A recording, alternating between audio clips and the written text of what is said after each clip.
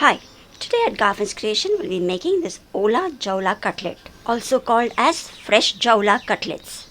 Simple and tasty. So let's start and look at the ingredients first.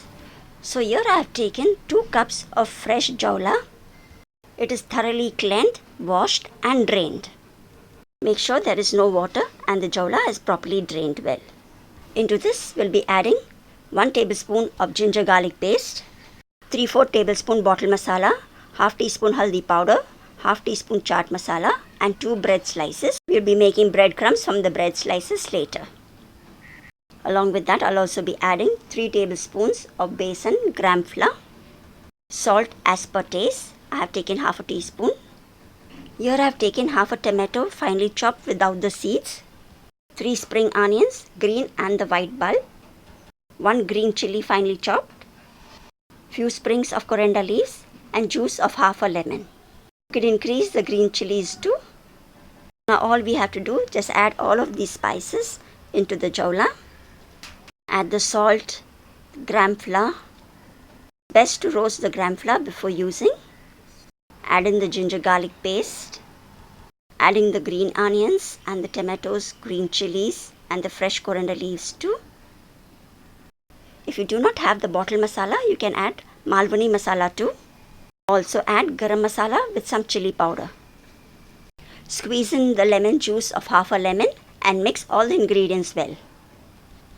You can avoid the spoon and mix it with your hands too.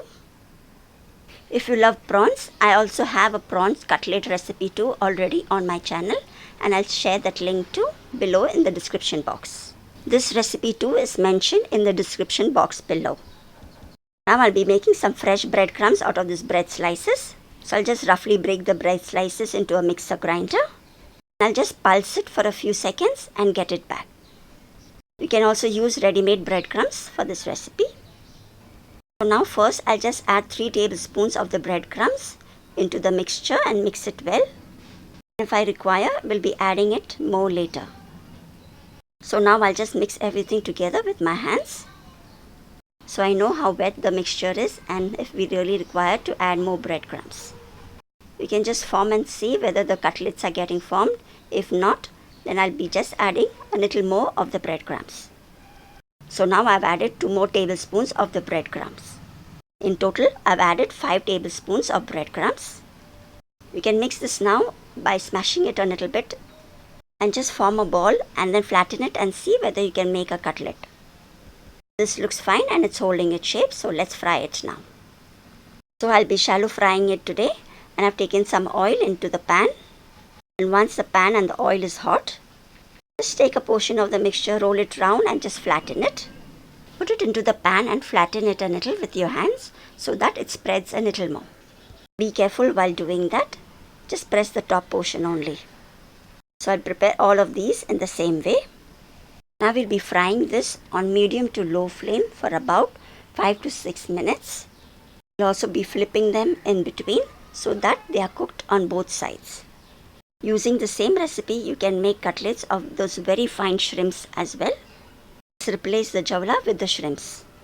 Now I'll continue cooking this on medium to low flame.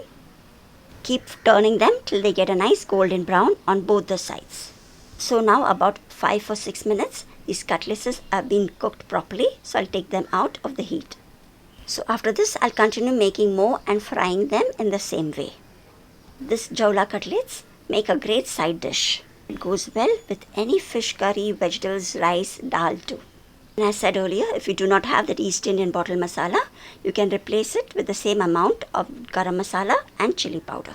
Thanks for watching, and I hope you like this recipe as well. I hope you do subscribe to Garfin's Creation. I'll see you soon in the next video too. Till then, take care and bye-bye.